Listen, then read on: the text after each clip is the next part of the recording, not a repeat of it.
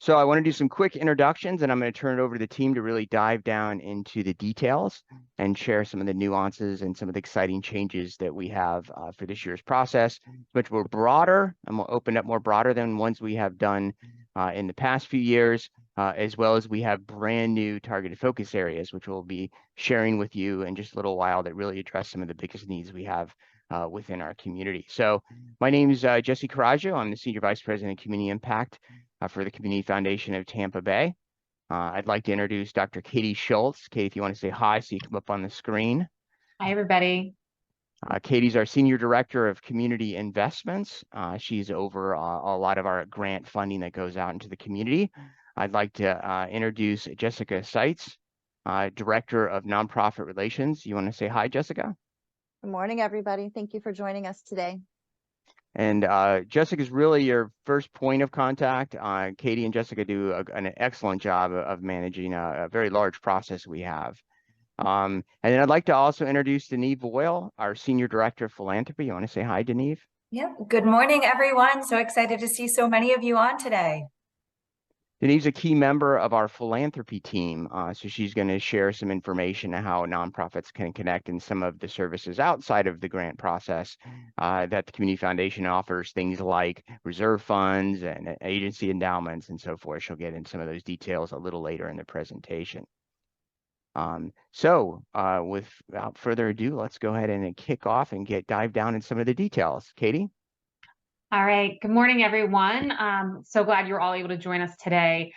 I want to start by saying, I've been where you've been. I spent a good portion of my 20-year career so far in grant development and grant writing. And I can tell you that I did not, when I had the opportunity, take advantage of everything that the Community Foundation had to offer. I really kind of looked at when the competitive grant process opened up and when it was due, and then the decision, and kind of closed out that chapter of Community Foundation Tampa Bay until the next year. And now that I'm on the other side, I'm really implored to tell nonprofits that there is so much more to us than the competitive grants process. So while we are here for you to receive information on a way that you may be able to receive funding from us, I just hope that you can take the time to take all of this in. I have, because of my personal experience, made sure that this webinar has a lot of information that I think is relevant. One, for you to be more competitive in the grants process, but two, relevant for you based on whether or not you do decide to apply, whether or not you decide to receive funding. It'll help you understand who we are, and then hopefully understand how you can engage with us outside of this particular grant opportunity. So I ask you to just have that kind of mindset as we go into this, because this is all information that's really important. So I'm going to start, my section of this is going to be to pull back and tell you a little bit about Community Foundation Tampa Bay as a whole, because I think that's really important for context. So first up, we are 5 counties. We serve Pinellas, Hillsborough, Pasco, Hernando, and Citrus. That's a large area. So we employ a regional council model. We identify individuals in those communities that can represent those areas, that there are boots on the ground. They are business leaders, they are community leaders, they are individuals who work and engage with nonprofits, they may be on your board. These are local experts that can help us and be our boots on the ground, because as staff, we can't be everywhere all the time. And we know that the needs in Citrus are much different than the needs of South Hillsborough. So we want to make sure that we are engaged in the community and receiving information that is relevant to those areas. So we have 4 councils. We have the Tampa Metro Area Council, TMAC, which serves North Hillsborough. We have the South Shore Council, which covers South Hillsborough, or south of the LFI River. Nature Coast, which is Pasco, Hernando, and Citrus. And then the Pinellas Council, which is self-explanatory, it's Pinellas. So these individuals represent us in the community. They volunteer their time and their experience, and they also participate in the competitive grants review process. So while a lot of what we do through the LOI and the full application phase is staff-driven. We do engage these regional council members to help make sure that we're aligning our decisions with the decisions that they feel are best for their community. Next slide. So who we are. Our mission is to build a vibrant, prosperous community through transformative vision, leadership, and philanthropy. What does that really mean? So we stimulate strategic philanthropy. We do this by engaging philanthropically minded individuals and businesses throughout the community to help them amplify and enhance their philanthropic giving. So rather than giving directly to a nonprofit, they're pooling all of their resources together. Those resources are being invested, and then we're able to increase the amount of money that then is going out. Those individuals may make their philanthropic decisions themselves, or they may choose to ask us to make those decisions for them based on the greatest needs in the community. And that's how the money for the competitive grants process comes together. Individuals allow us, whether it's because they just want us to make those decisions, or maybe they have passed and these are legacy funds that they want to see continue invested. They allow us to make those decisions, and we do that for them. Right now, last year, we gave out over 140 million in contributions, and that's through either donors making those directly into the community or us making those decisions. We build community connections and trust. A lot of that is, because this is being recorded, I'm going to make sure that I go back and correct myself. Last year, we received $140 million in contributions. We invested $28 million back out into the community. I apologize. And then we also guarantee a dynamic and resilient future for this community. And we do that by having a lot of our donors create what's called endowments. They create opportunities for their money to be invested well into the future. And so we make sure that even after they're gone, that their legacy is continued in the way that they've chosen to invest that funding. Currently, we have over $668 million in assets that allows us to give out today, tomorrow, and into the future. Next slide, please. So for those of you that have been around for previous grant cycles, you know that we align our giving with focus areas, and we base these on the needs that we're seeing in the community. The last set of focus areas were designed pre-COVID, so we know that a lot has changed, and we thought it was prudent to take a look at our focus areas, make sure that they were still relevant, that we felt that they still reflected the needs of the community, and then see what we needed to update in this current year. So next slide. So we took this kind of visual is a little bit about the design and approach of how we came to these focus areas. First off, we did a lot of engagement. Obviously, staff are engaging with all of you on the regular basis, and so we hear a lot from our nonprofits. We also engage the board and the regional councils for a perspective of a community member, from business leaders, from elected officials, and then obviously community leaders out in each of our areas. We did a lot of data mining. We wanted to look at what's happening and how we're, one, comparing to other communities in similar areas. We did that through the Regional Competitiveness Report.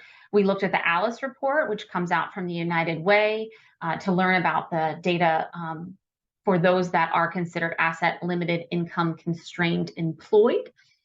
We also looked at the Florida Chamber of Commerce dashboard, but many, many other data sources to kind of understand where we were at. We also realigned this year for our focus areas.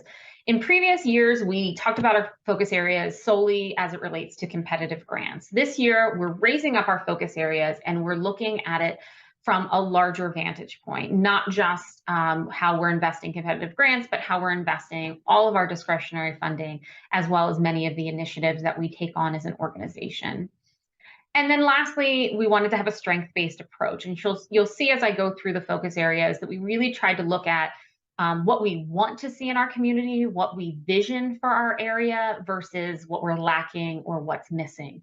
So we really wanted to make sure that in just that shift in mindset really creates our vision as an organization for this community. Next slide.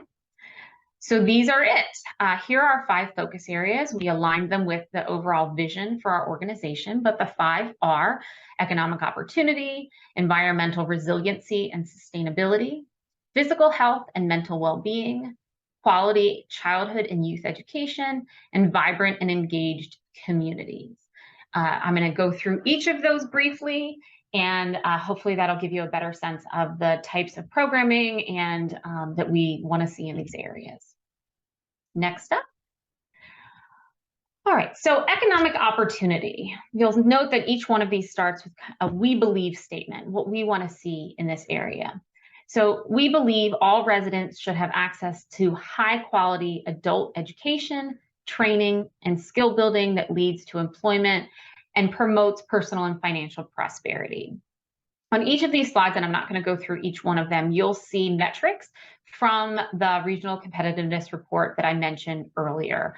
These are benchmarks for us as an organization so that we can monitor indicators that tie back to economic opportunity to see how we're doing in this community. These are not the only metrics that tie back to economic opportunity or the other focus areas, but they're ones that we pulled out and will be using. We don't necessarily expect that your organization or what your proposal is ties directly to this, but we do believe that these are going to be helpful for us to measure impact over a long period of time. For this particular focus area, if you're applying under competitive grants, the types of programs that might be funded here, but not exclusively, but the types of programs, examples are post-secondary education and training, career readiness, and employment services, financial literacy programming, entrepreneurship programming, on-the-job training and apprenticeship. I will say that some target populations in this area that we're really interested in are opportunity youth. So those are the youth between the ages of 16 and 24 that are neither employed nor in school. As we know in this region, that number is much larger than we would like to see it, as well as those individuals that are full-time, but either still or that are working and still in poverty or are just over that poverty line and are those 1 or 2 paychecks away from being back into the poverty rate or into poverty. So that is economic opportunity. Next slide. Environmental resiliency and sustainability. So this is technically a new focus area for us this year. Last year, while we did fund a lot of environmental programming, it was within its another focus area, but we felt that we are Tampa Bay, and environmental resiliency and sustainability is so critical on a national level, but specifically here and some of the things that we experience as a community. So we want to make sure that we are focusing investments here. We believe that all residents should live in a thriving environmental space, a thriving environment that is resilient and sustainable. Types of programming here are going to be environmental education, improving of green space, conservation, disaster recovery, environmental justice type programming, protection of natural resources, land preservation. This does count for all communities, but we are very much interested in communities that are disproportionately impacted by environmental factors, or those that are not engaged in environmental education and would benefit from exposure to those types of programs. Next slide, please.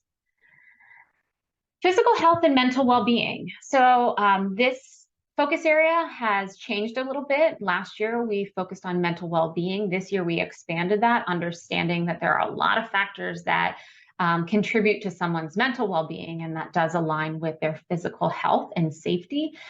So for this focus area, we believe that all residents should have access to resources that address their health and well-being.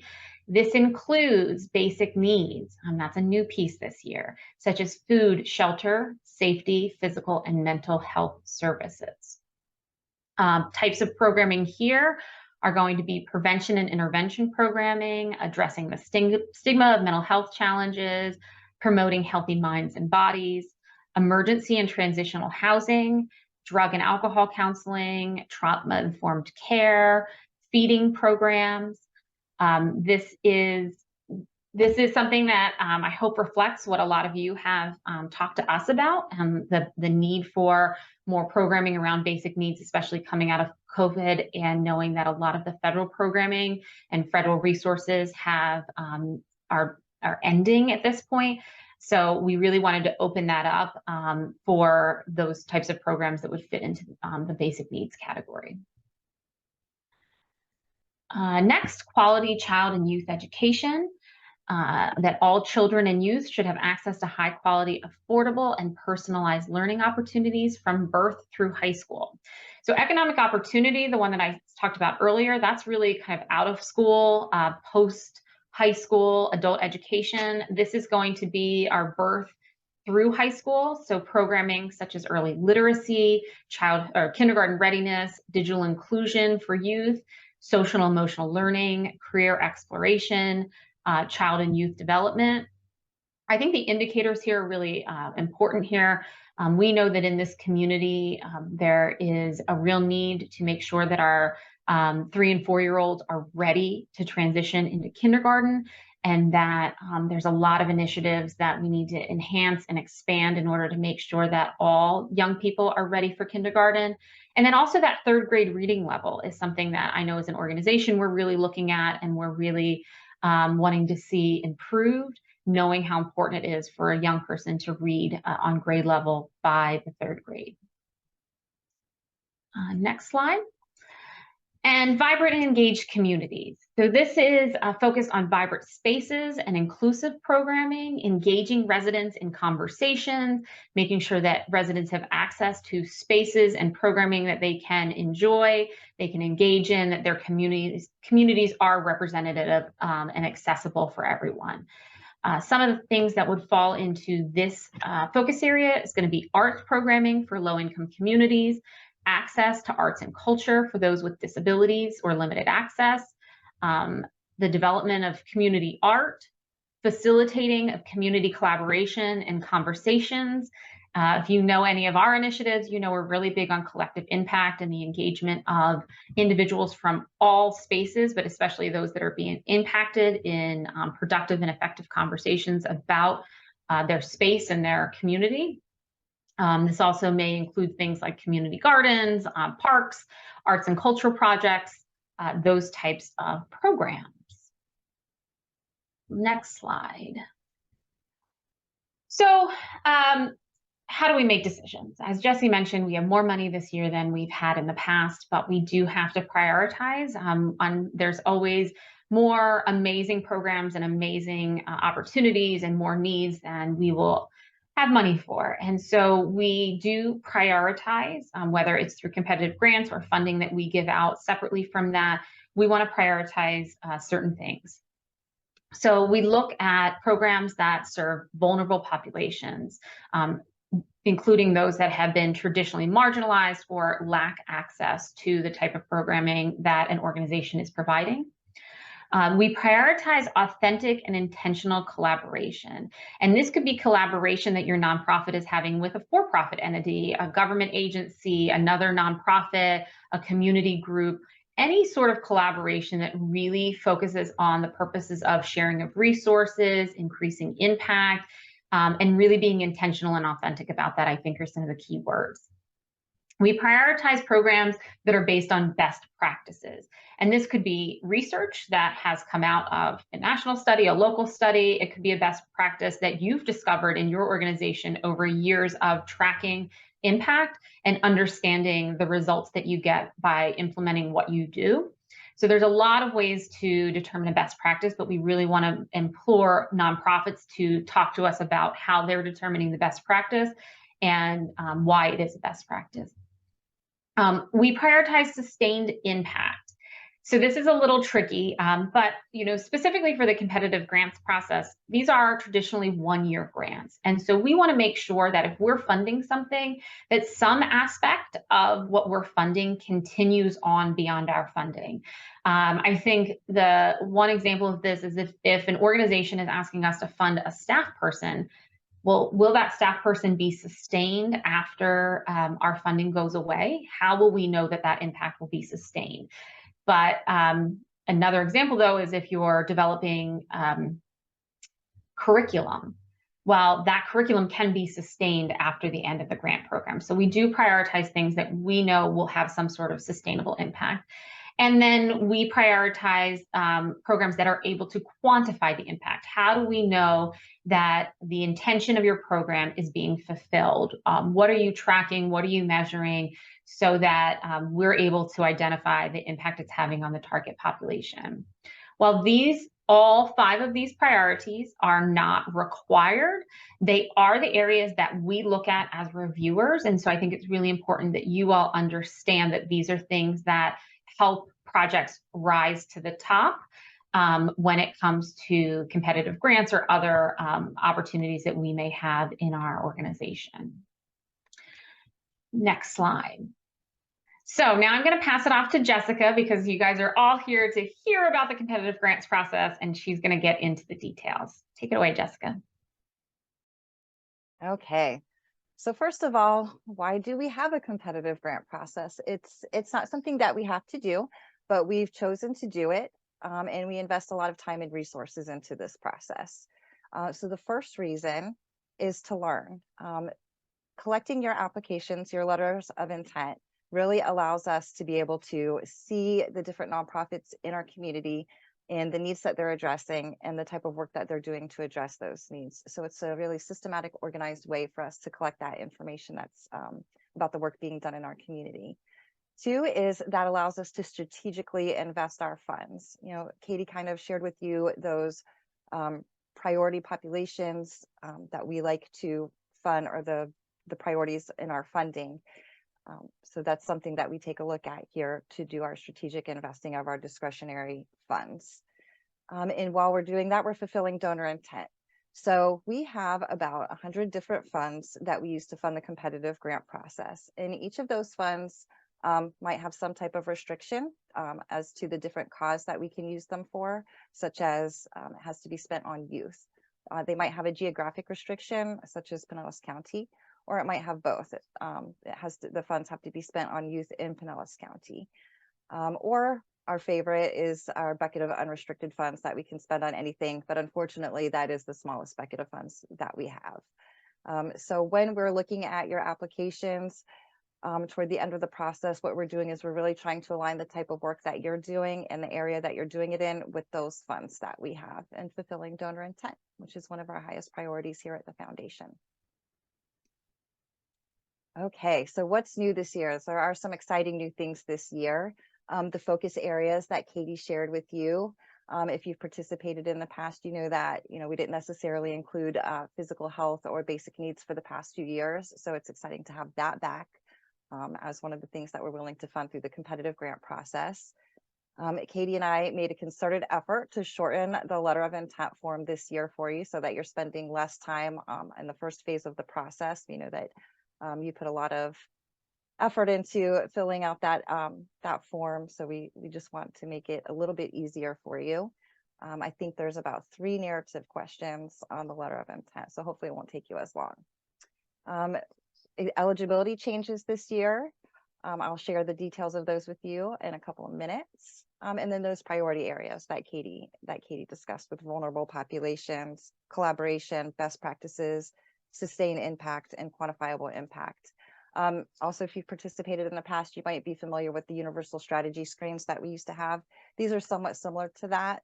It was equity, collaboration, innovation, measurable outcomes, and community visibility. So these priority areas are kind of replacing those universal strategy screens that we look at when we're reviewing our applications. So we also have some website resources available for you. We have posted the letter of intent form as a Word document on our website. One of the things that I learned in talking with you guys after the process was over, those of you that took advantage of a call with us to get some feedback about your application or letter of intent form, I was provided with feedback that it would be really beneficial for you to have a Word document. So I've done that. You can just download that, type your answers into there, and then when you're ready, go copy and paste them into the grant portal because your letters of intent, as Jessie mentioned earlier, must be submitted through our online grant portal.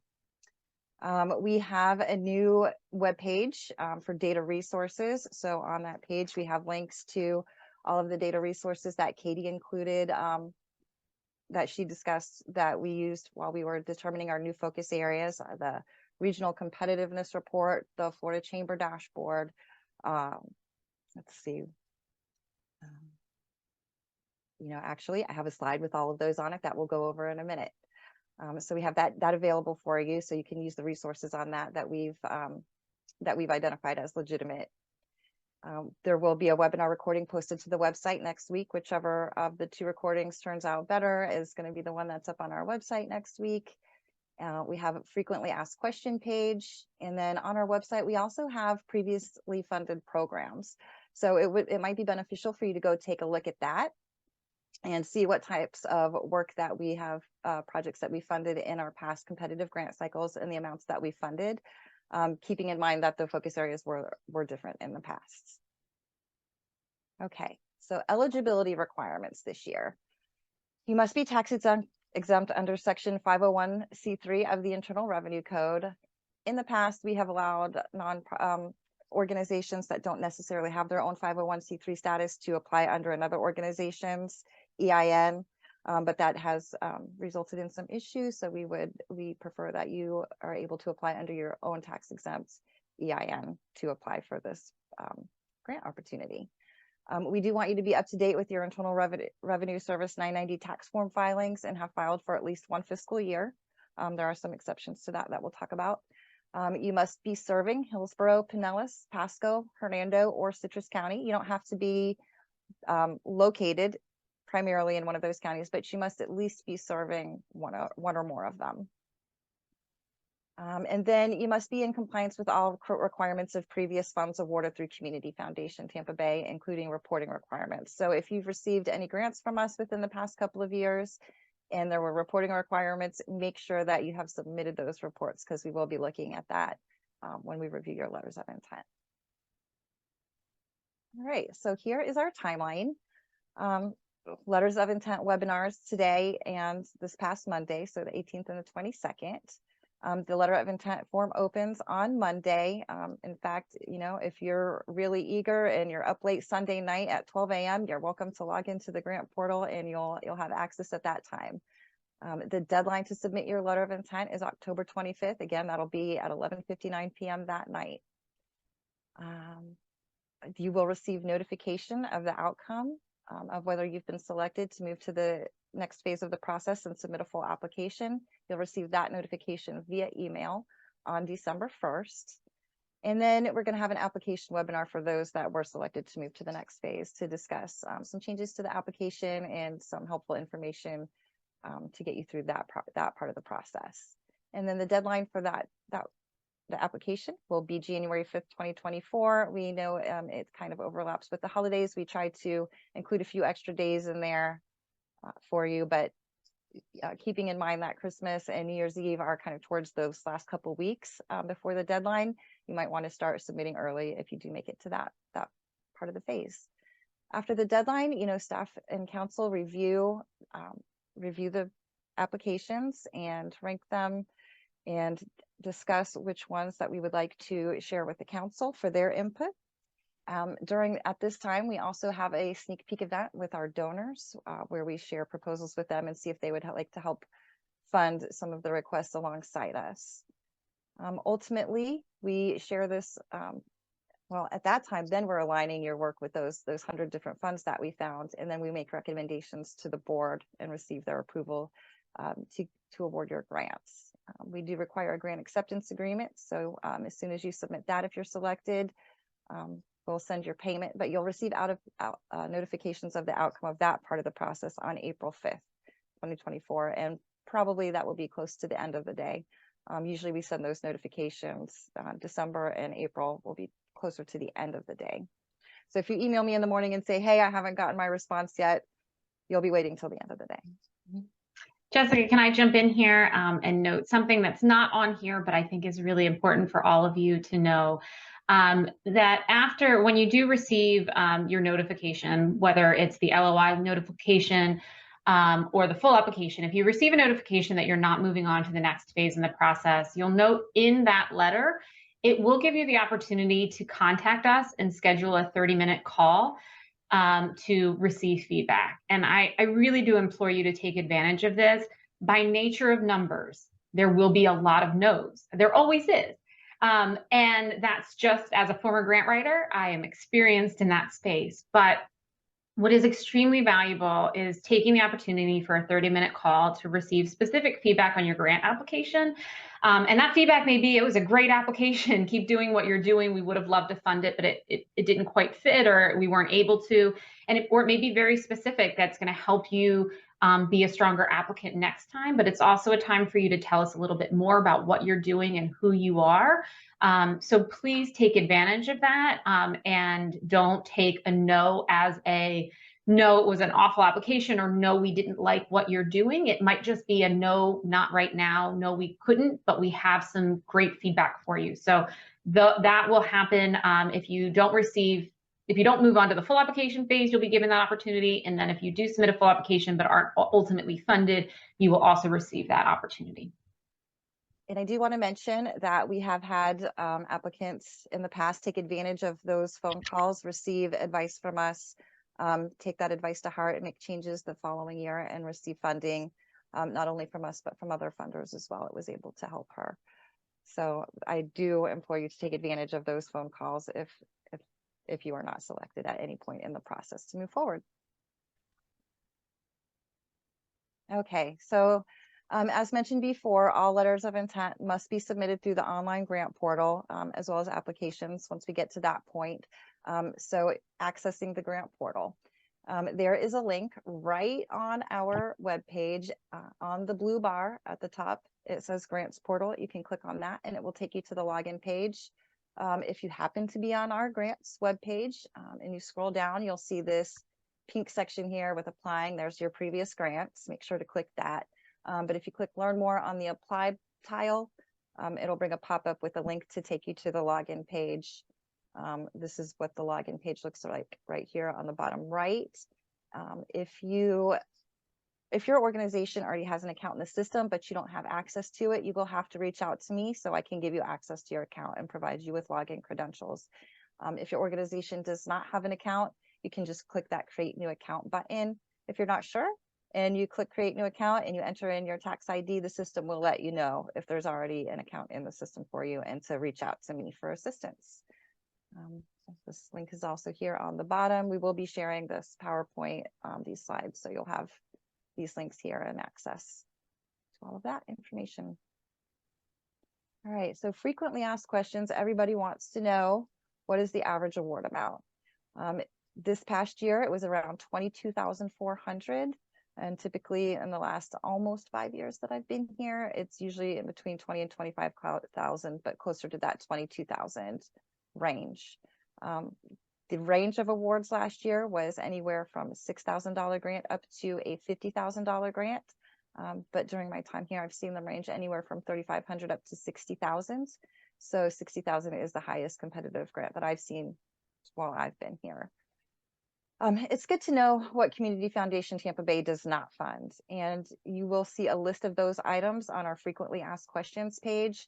For example, we're not really looking to give you funds to grant out or to provide in scholarships. So if you're submitting a request for funding to provide scholarships to students, not ideal for us. And if you're wanting to provide grants to other organizations, it's not ideal for us. Also medical scientific research, but I encourage you to go take a list of those other items that we're not really looking to fund.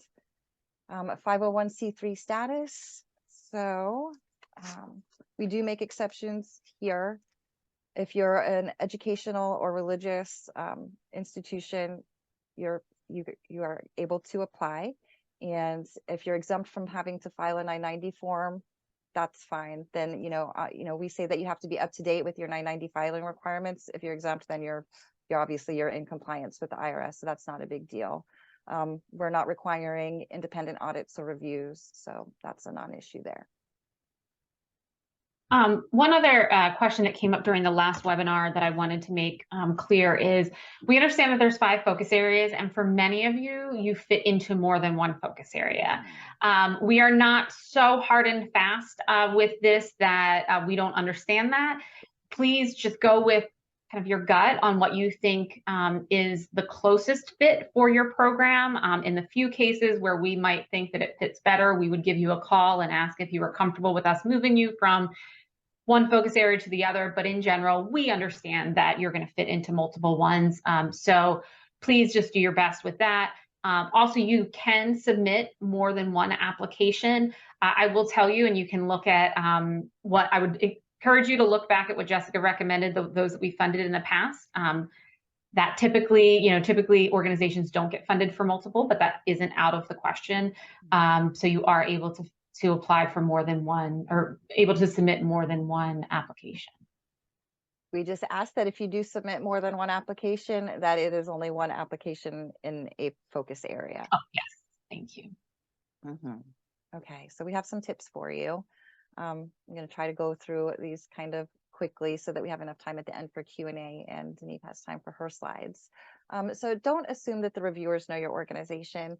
I know there's many of you that have applied year after year, and there are some of us at the foundation that are very familiar with your organization, but then there's new reviewers sometimes each year, new council members. So when you are answering the narrative questions in your LOI or application, just make sure you include all of the pertinent information as if talking to us as if we didn't know you and who you are and what you do. So make sure you explain yourself and the work that you're doing well. Use data to explain why what you're doing is needed in the geographical area the grant would support. So make a case for the need that you're addressing in your community. Use those data resources that we are suggesting to you if you don't have other ones that you're already using. 3, use the space provided in the form. We very consciously selected the number of characters that are available for each one of those questions. So if there's more space, we wanted to allow you more space to be able to explain. Please do that. You don't feel the need to be redundant and use all the space if you don't need it, but feel free to use it and share with us more information. Fully answer the questions. Some of our questions have bullet points. Make sure you address each and every bullet point in that question. And then don't wait until the last minute to ask questions. So believe it or not, the majority of applications tend to come in that last week before the deadline. And I get a lot of emails. So they might not all get addressed or answered in time if you wait until the last minute. So I always like to encourage to submit early, ask questions early. You've got a much better chance of getting me in a timely manner. All right, here are those data resources we talked about. So State of the Region is that regional competitiveness report. There's a link to the United for Alice report, United Way's Alice report, and then Florida Chamber of Commerce dashboard. There's a couple of different beneficial things there to look at economic metrics, a scorecard for Florida, and to look at a gap map, which is really interesting. I encourage you to take a look at that. And then here's American Dream Prosperity Index. And there are additional data resources on that page as well that you can use. Finally, who to ask questions, that's me. There's my email address. You're going to get a better response if you email me rather than if you call me, because then I have a chance to review your question, think about it, provide a thoughtful answer. And then if I feel the need to discuss, I can give you a call, or if I need to punt the question off to Katie, I can do that. So feel free to email me with all of your questions. And email early. We cannot guarantee a response. Besides the deadline looming, there's other things that we're working on. And so if you email the day of, or sometimes even the day before, we can't always guarantee that you're going to get the answer in the time that you need that answer in order to make some sort of decision or change. So please, if you have questions, ask them early. All right, so some other opportunities that are available. If you go on our webpage and click grants from the menu, it'll take you a page with links to each one of these opportunities. So mental health first aid is on a different page. There's a link here on the slide for that. So critical needs list is open right now. If you have an unbudgeted, unforeseen emergency type of situation, whether that's related to Hurricane Idalia or not, you can submit your requests. We then encourage our fund holders, our donors, to go take a look at that list and make grants from their funds to the requests that they are passionate about. And if they do make a grant to your request, we'll match it at a 1-to-3 rate with a cap of $5,000 per match. Love for Lawrence is one of our fund holders, and they like to facilitate their own competitive grant process. That application is open November 1st through November 30th, so we're getting ready to launch that soon. And that's all around mental well-being. They did change their focus areas for this year, if you guys are familiar with that. On their application, those are going to be suicide prevention, stigma reduction, and intervention of suicide ideation. So that's what there'll be funding requests related to those items in next year. Smith & Associates Real Estate Foundation, their grant application is open March 1st through March 31st. And they like to fund things around housing, community vibrancy, education, and mental well-being. Encourage you to take a look at their webpage. And then mental health first aid, we still have courses available that are free for nonprofit staff members to get certified in mental health first aid. And it is actually a very engaging and very interesting class. I've participated in that myself and have my certificate. Do a couple hours of pre-work online and then sit through a 5 or 6 hour online session that is very interesting and engaging. And get your certificate and be able to work better with your clients. All right. And with that, I'm going to pass it off to Denise to discuss other ways that the Community Foundation works with nonprofits. And real quick, while Denise's talking, please continue to put your questions in the chat. Since this is a webinar, it's kind of difficult for us to do live questions. So please put your questions in the chat and we will continue to answer them or answer them live after Denise is done. So thank you. Wonderful. Thank you, Katie and Jessica and Jesse. This is a great opportunity for you all to learn about the competitive grant process, the different funds that we have that have grant cycles, but also a great opportunity for you to learn how else you can work alongside the Community Foundation and how we want to be able to work alongside you as nonprofits. Like the team that already spoke, I have been sitting where you've been sitting, come from the nonprofit world. I just saw 2 organizations that I worked with in the past online here today. So welcome to everybody. And again, we are very accessible here at the Community Foundation Tampa Bay. We want to be able to help answer any questions you might have and be able to help assist you with your investments, both into your clients and into your organization's financial status. So next slide. So we like to say that we make giving easy here at the Community Foundation Tampa Bay. People in the community give through us to help support you in your missions. And they do that in several different ways. First, donor advised funds. Donor advised funds are amazing charitable tools. I wish I would have known them about a little bit more when I first started in the fundraising sector, because they are charitable giving accounts. Donors already have money setting aside for future use. It takes the timing out of fundraising. So they choose to work alongside us. They invest their dollars at the Community Foundation, and then they get to decide who gets the money, when it goes out, and how much goes out into the community. And this is where a majority of our dollars from the Community Foundation go out every year through our donor advised funds. Then we have endowments and fields of interest. So donor advised funds are complete donor control. They know exactly where they want the dollars to go, or we help advise them and the dollars go out to their areas of passion. Endowments, people can designate exactly where they want the dollars to go, but fields of interest are becoming a really hot trend that we're seeing throughout our community, especially since COVID, because COVID and our hurricanes have showed us we just don't know what tomorrow holds. And so fields of interest allow for donors to think about, well, I really like youth development and I live in Pinellas County. So why don't I just support youth development in Pinellas County? And then our wonderful community impact team can align their passions and their areas of interest with the needs and opportunities in the community. And so field of interest is a really great opportunity for a donor to have some control, but really leave it to the highest and best use of the day. And so it's a great opportunity for us to do this matchmaking and figure out what the needs in the community are and the opportunities and align it with those donors' desires.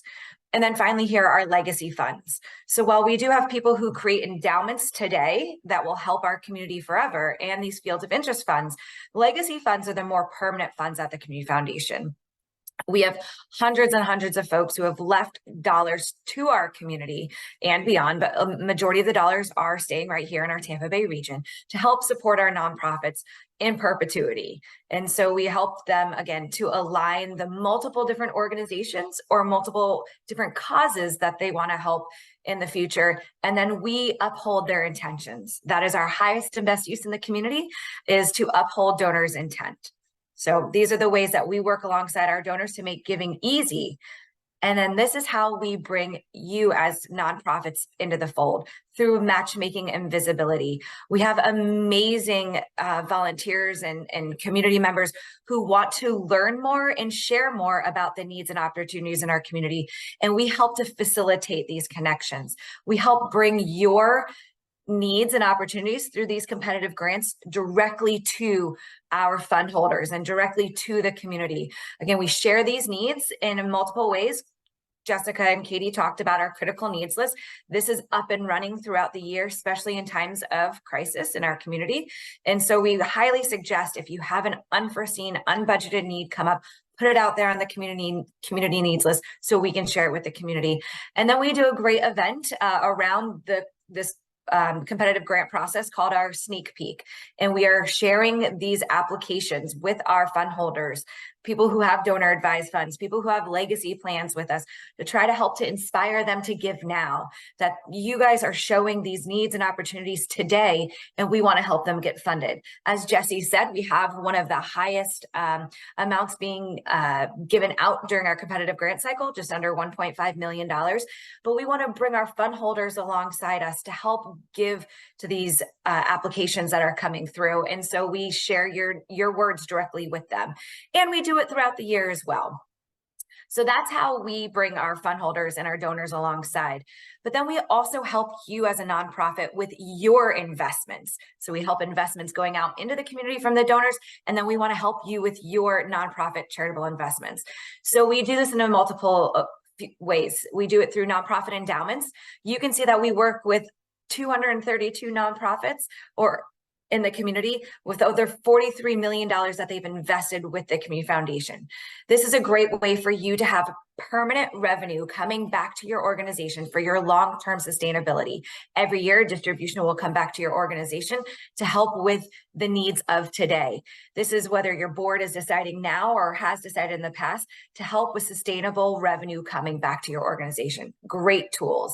The next is a reserve fund. We saw a handful of years ago that not every nonprofit wants or can have an endowment, but they want to be able to invest inside the community foundation and reap the rewards of the investment returns that we get.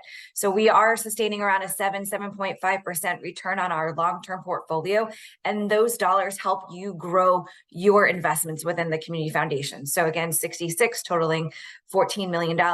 And the last way here is through our charitable gift annuities. Charitable gift annuities are really great tools for donors who want to be able to help impact your organization now and when they pass away. It's a great opportunity for them to receive income for the rest of their life based upon our assets at the community foundation. So we take all the risk off of you as the nonprofit, and we take that on, where we're able to administer these gift annuities, and on a quarterly or annually basis, the dollars go back to the donor, quarterly payments, and then at the end of their life or lifetimes, if it's a spouse, they are able to provide an endowment for your organization, whether it's a named endowment or whether it's an endowment you as an organization has already established.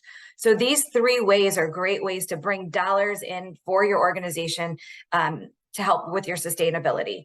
And as a former fundraiser, it's great to know that there's other places that can accept unique assets. Not every nonprofit accepts stock, cryptocurrency, real estate, gifts of business interest. We can walk alongside you and your team to help you accept these types of assets. They can go into the permanent endowment, or they can go into the reserve fund where you have more access to them. But please do know that if you have a donor that comes to you and they have a unique asset, a non-cash asset, Don't say no. Say, let me get right back to you and give us a call. We have a phenomenal team of former fundraisers, attorneys, folks who come from the field. And so we can help walk alongside you and your donors to help increase your capabilities of growing your assets for your organization. So again, Deneve Boyle, we have a wonderful team. Please feel free to contact us at any time. Thank you, guys. Thanks, Deneve. I sent her a message and told her she had a shorter amount of time, so that was amazing. So thanks for that. So I'm going to answer a couple questions that have been posted. Please continue to do so. We've got about 5 minutes, but a few of us can have time to stay on a little bit after if there's additional questions and you're able to stay on. I do want to just kind of summarize our piece by saying, if you take nothing away, I ask for you to, one, don't wait. Don't wait to look at this opportunity. Don't wait to ask questions. Get ahead of this. Don't miss this opportunity. This is a great way to tell us about your organization. One of the questions was asking about what's the best way to connect with us to tell us about all the great things that you're doing. And that's a tough question for us to answer. We cover 5 areas. There are hundreds and hundreds and hundreds of nonprofits. And so we don't have the capacity to learn everything that you all are doing.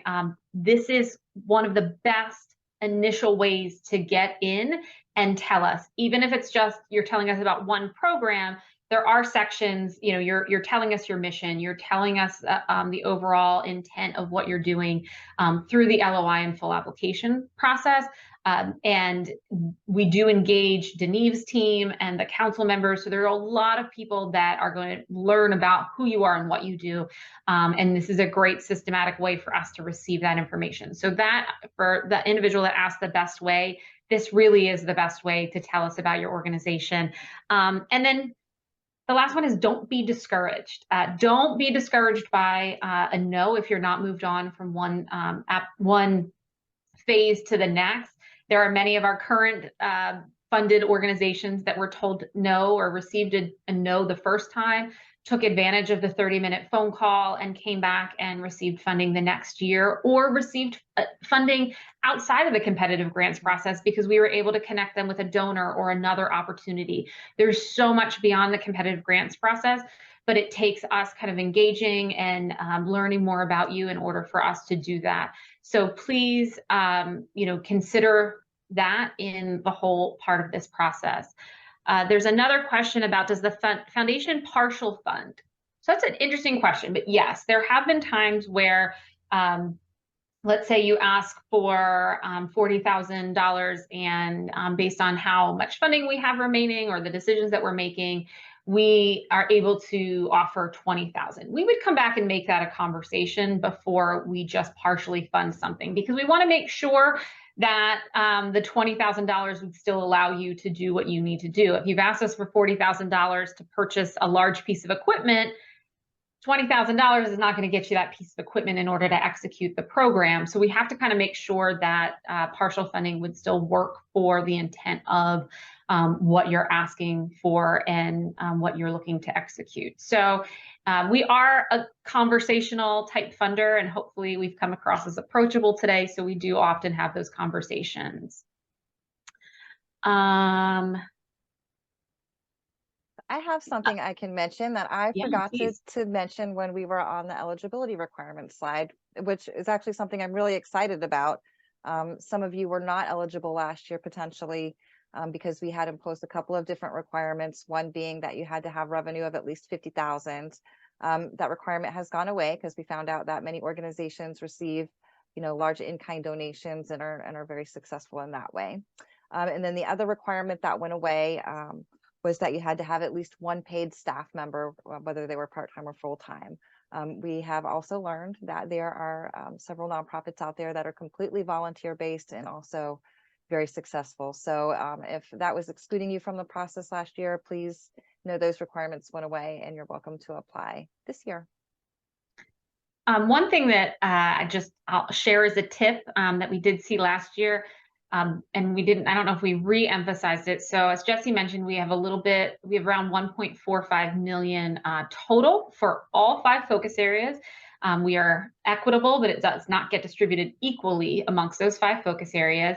But it's important to note the range and the average award and look back at the awards that we've given out before and to keep those in mind. We had a few applicants in previous years that would apply for multi-million dollars or $300,000, well outside the range of traditional funding. And while we appreciate the ambition, it's really difficult for us to partially fund something that's well over even the average range, or that is higher than even the total amount that we have available for funding. So I would implore you to kind of keep that range in mind and the average award size, just because I think it helps. And I would hate for you to kind of count yourself out by going well above that, because it's just, we're trying to be mindful of getting grants out across our community. And so the likelihood of us funding well outside of that amount is unlikely.